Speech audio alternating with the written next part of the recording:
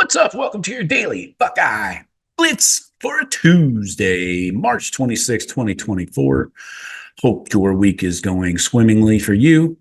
Kind of mixing it up today on today's Blitz. Try to hit you with little nuggets of info, little bits and pieces every day. Get you a quick 10-minute, give or take, 10-minute Buckeye show. I love Buckeye football. I'm sure you do too, but this makes me breathe, man. It makes me feel good, and I love talking about it. So that's why I do this. But today, we're throwing you a little curveball. We're going to talk about some NCAA rule changes that you will see this season. Now, these are proposed. I'll get into the details here. There's 5 of them, okay? So 5 NCAA rule changes that we're probably going to see. Before we get kicked off here, please visit thebuckeyecast.com. Check out the gear, get yourself some merch, Buckeye stuff, and check out the video vault. You can watch anything you want. No commercials, no ads, nothing. Check it out for free. Let me know what you think. Hang around, stick around if you want. But thebuckeyecast.com, video vault. Do these. All right, so let's talk about it. So these NCAA rule proposals would take effect this college football season, 2024. So the NCAA Rules Committee has proposed 5 major rule changes that could go into effect this year. So you got these panels, committees. It's fucking insane. So you got the Rules Committee. Then you got this Playing Rules Oversight Panel. All right, you got 2 different groups here. Both are equally useless in my opinion, but regardless, it's the NCAA, so we know what to expect here. So the Playing Rules Oversight Committee must approve each of these rule changes suggested by the Rules Committee on April 18th. I'm sure I lost everybody already. Click. That's the sound of everybody turning off their YouTube and their podcasts and everything. But sorry. For those of you sticking with me, I'm going to gut it out. Hopefully, I don't put you to sleep. I love panels and committees. I love LAMP. So here are the proposals. These will improve the game as a whole and are most likely going to be approved by these panels, committees, and whatnot. So the first one is the big one we've been talking about, known as in my house, the Connor Stallions rule. You might call it the same if you're a Buckeye fan or a Big Ten fan in general. So NFL quarterbacks have been able to talk to their coaches through the in-helmet communications, otherwise known as helmet comms, since 1994. What year is this? 2024? Huh. It's a long time ago.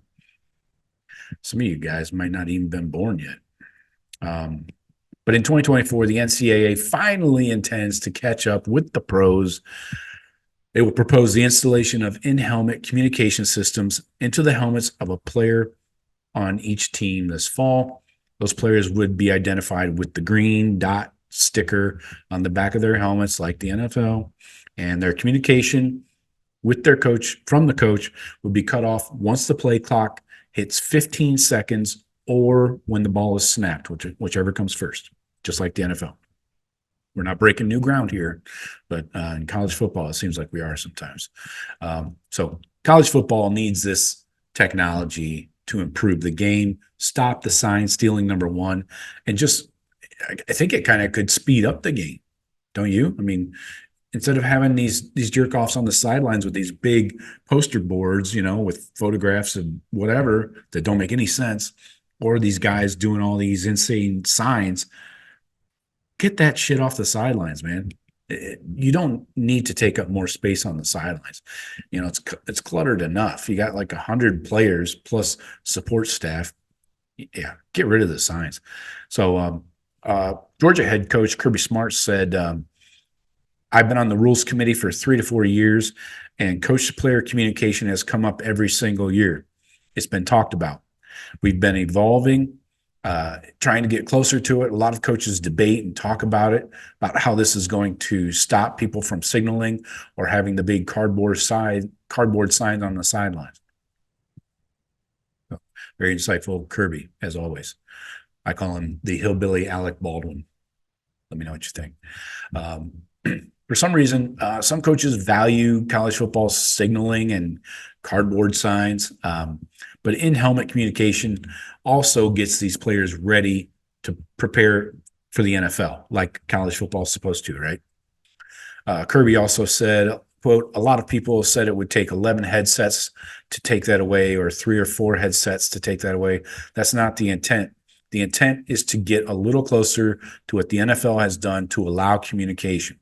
We don't know where it's going to take us, so we're going to onboard one step at a time.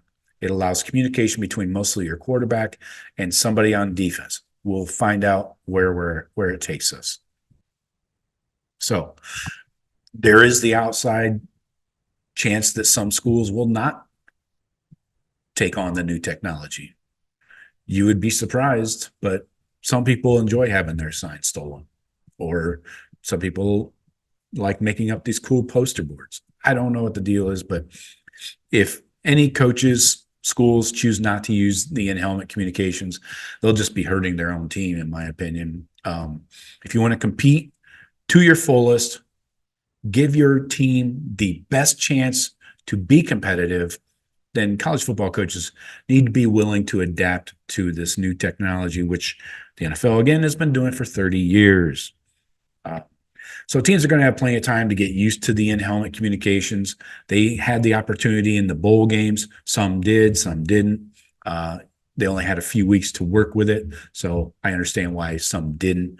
But now you've got spring practice, your spring game. You got scrimmages during your spring practices. You've got fall practice coming up, fall camp, So there's plenty of time to get accustomed to this in-helmet communication shit. There's no excuse for any school or coach to not get on board. It's not expensive either. So you can't claim that every time. Also, number 2 is sideline tablets. The NCAA Rules Committee has proposed using sideline tablets during games. You've seen this in the NFL games, I'm sure. In this proposal, the teams would have up to 18 tablets in the coaching booth, sideline, and locker room, but they can't be connected to any other devices or have their screens projected onto a larger screen. So hopefully everybody has good eyesight. The devices will only view in-game footage, including the broadcast, so the television feed that we see, and camera angles from the coach's sideline and end zone. So the coach's tape. They wouldn't have access to any other outside data or outside communication on these tablets, of course. And all team personnel, coaches, players, staff members would be allowed to use the tablets in this proposal. So again, this helps prepare the college football players for the NFL. Seems like a no-brainer, right?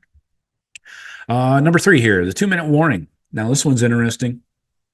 First off, you're going to say, Joe, that just means more commercials, you idiot. And I would say, please don't call me that, Shirley. So another proposal, this is following the NFL model with a 2-minute warning. So the clock would stop when it hits 2 minutes left in the second quarter and the fourth quarter, just like the NFL. This is not rocket science. But so the point is to synchronize the timing rules, like, the 10-second runoffs, stopping the clock once first down is gained inbounds. Both of those occur only in the last 2 minutes of each half. So they want to sync up the clocks kind of. So the reasoning is pretty obvious, right? It gives the TV networks another opportunity to shoehorn more commercials in our freaking faces, and sync up their clocks. I mean, syncing up the clocks is lame, but I think what I like, they say that it'll help avoid back-to-back media timeouts. I don't know about that. It seems like they're always willing to do that, but this will I think it could have a benefit for us in maybe giving a team an extra timeout late in the game if they're down by a score or 2 or whatever. a team that's trailing could use this to their advantage and have a chance to come back, tie a game, or win. So again, yes, it is one more commercial break, but I like an extra timeout, especially late in the games when you have limited ways to stop the clock. And coaches in college football are horrific at managing timeouts and managing the game. See James Franklin. So I think it helps. I could go either way on it. Uniform violations. This is another one. Stupid. So the rules committee has suggested warnings for uniform violations by either being penalized a timeout for a repeat offender on it, like a player. The timeout's a little, a bit much, over the top for me. Even a 5-yard penalty, if they keep doing the uniform violation, okay, but I don't know. What are we talking about here? It feels like a little too much to me. So if I'd say you just pull the player out of the fucking game, if he's a repeat offender, first time is a warning, second time, dude, get on the sidelines and fix your shit, then come back in. So I think it's a bit much, but again, they're trying to reflect the NFL model. This one I think is necessary. This last one, they want to ban the horse collar tackle in everywhere on the field. So currently, I didn't know this until I read this freaking proposal. Horse collar tackles are legal within the tackle box. So a DN could swoop around, rip a quarterback down by the horse collar, no penalty. I think we've seen that in Buckeye games. So, this obviously helps quarterbacks. It's targeted towards quarterbacks, not getting their freaking legs broke. That's complete. I can't believe that's completely legal. Anyways, the rules committee is looking to change that, so it'll be a 15-yard penalty, personal foul, if it happens in the tackle box. The horse collar tackle should be outlawed completely. This would do that. So I don't know why they made special areas of the field okay for a horse collar. But so if it happens outside the tackle box, it should be a penalty. If it happens inside the tackle box, it should be a penalty.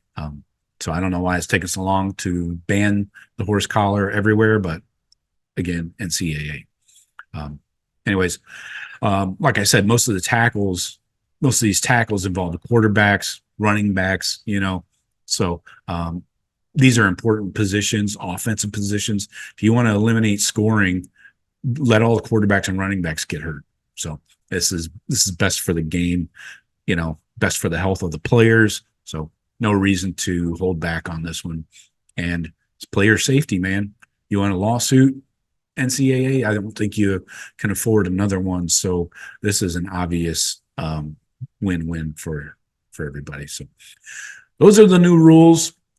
I'll let you know when they get passed. Again, this is all being voted on April 18th.